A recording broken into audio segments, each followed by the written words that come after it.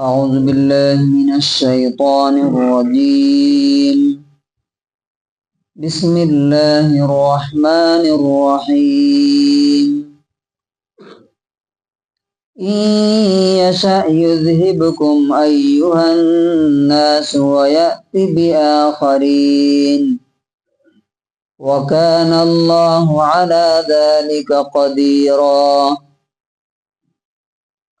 من كان يريد ثواب الدنيا فعند الله ثواب الدنيا والآخرة وكان الله سميعا بصيرا. سورہ نساء سورہ نمبر 4 آیت نمبر 133 اور 134. ان دو آیتوں میں اللہ تعالیٰ نے یہاں پر جو یتیموں اور عورتوں کے حقوق اور رائٹس کی بات جو چل رہی تھی یہاں پر اسے ختم کیا ہے. اور یہ کنکلوژن دیکھیے کیسا ہے. اللہ تعالیٰ نے فرمایا کہ اس سے پہلی آیت میں کہ وَلِلَّهِ مَا فِي السَّمَاوَاتِ وَمَا فِي الْأَرْضِ، آسمانوں اور زمین میں جو کچھ ہے سب کس کا ہے؟ اللہ ہی کا ہے، صرف اللہ ہی کا ہے. وَكَفَى بِاللَّهِ وَكِيلًا، اور اللہ ہی کسی کام کو بنانے کے لیے کافی ہے. بنانے اور بگاڑنے والا صرف اللہ ہے. اگر آپ کا کام بن جائے تو سمجھیے کہ اللہ نے بنایا، اور بگڑ جائے تو اس کا مطلب یہ ہے کہ انسان کو دیکھنا چاہیے کہ ہم نے شاید اللہ تعالیٰ کو ناراض کیا ہے، غصہ دلایا ہے، اس لیے ہمارے کام بگڑ رہے ہیں. اب اللہ تعالیٰ یہاں پہ کہہ رہا ہے کہ یہ مت سوچو کہ اگر تم ایسا نہیں کرو گے جیسا کہا جا رہا ہے کہ عورتوں کے حقوق پر پورے کرو، یتیموں کے ساتھ اناتھوں کے ساتھ انصاف کرو، تم نہیں کرو گے تو اللہ کا کام نہیں ہوگا. ایسا نہیں. ان یشاء یذہبکم، اگر اللہ چاہے تم کو ختم کر دے گا، مٹا دے گا، تہس نہس کر دے گا، برباد کر دے گا. وَيَأْتِ بِآخَرِينَ، اور تمہاری جگہ دوسرے لوگوں کو، دوسری قوموں کو لائے گا جو اللہ کی بات مانے. یہی بات سورہ مائدہ میں کہی گئی ہے ایک جگہ کہ وَمَن يَرْتَدِدْ مِنْكُمْ عَنْ دِينِهِ فَسَوْفَ يَأْتِ اللَّهُ بِقَوْمٍ يُحِبُّهُمْ وَيُحِبُّونَهُ، تم میں سے جو لوگ اپنے دین سے پھر جائیں گے، دھرم کو چھوڑ دیں گے، تو اللہ کو کوئی پرواہ نہیں. اللہ بہت جلد ایسے لوگوں کو لائے گا یحبہم ویحبونہ، جن سے اللہ محبت کرے گا اور وہ اللہ سے محبت کریں گے. اللہ تعالیٰ کے لیے کوئی چیز مشکل نہیں ہے. وَكَانَ اللَّهُ عَلَى ذَلِكَ قَدِيرًا، اور تم سمجھتے ہو کہ یہ کیسے ہوگا؟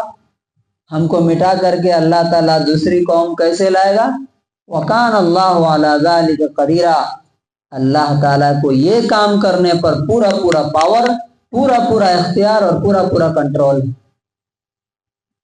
اور اللہ نے کیا ہے کہ نہیں؟ آپ دیکھ لیجیے.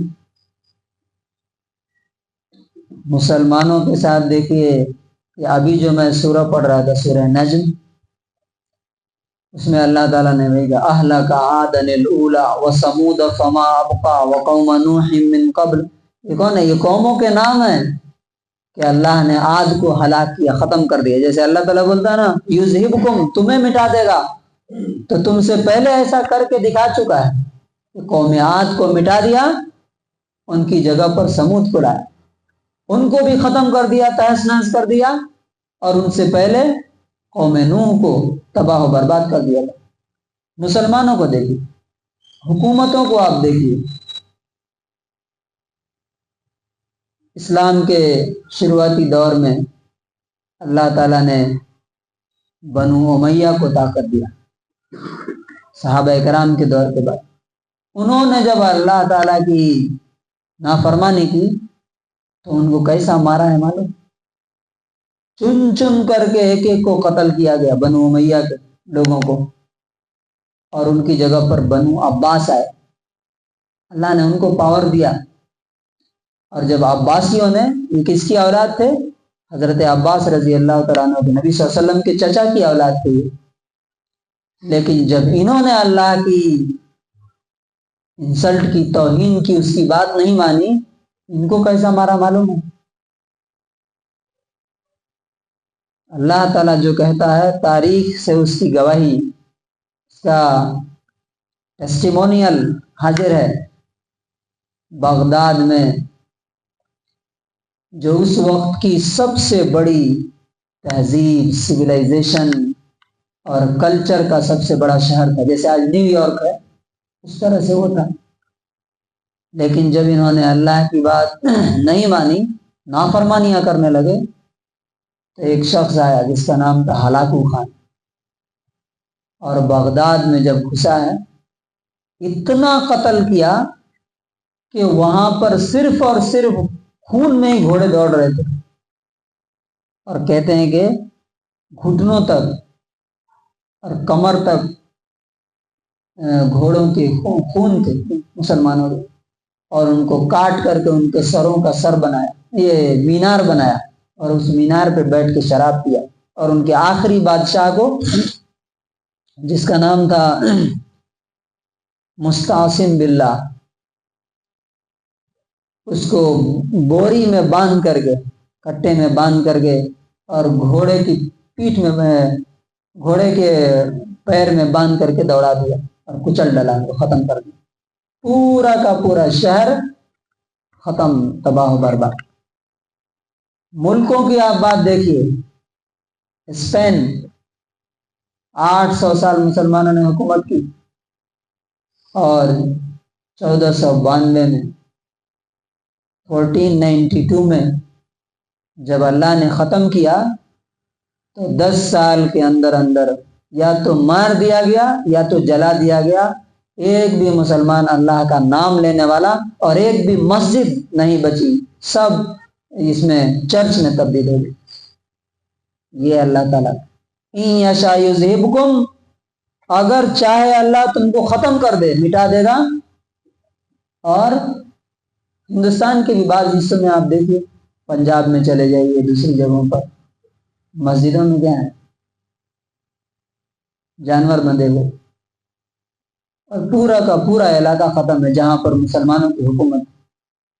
تو اللہ تعالیٰ کہتا ہے کہ یہ اللہ کی دھمکی ہے کہ اگر تم نہیں مانو گے اللہ تم کو ختم کر دے گا، تمہاری جگہ پر دوسری قوموں کو لائے گا، اور اللہ کو اس پر پورا پورا کنٹرول ہے.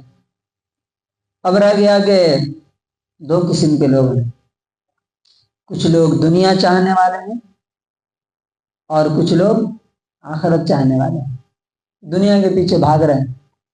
اللہ تعالیٰ کہتا ہے من کان یرید ثواب الدنیا، جو دنیا کا بدلہ اور ریوارڈ چاہتا ہے، دنیا کا انعام چاہتا ہے کہ دنیا مل جائے اسے، تو اسے جان لینا چاہیے کہ فعند اللہ ثواب الدنیا والآخرہ، دنیا کا ریوارڈ اور بدلہ بھی اللہ ہی کے پاس ہے، اور آخرت کا بھی کس کے پاس ہے؟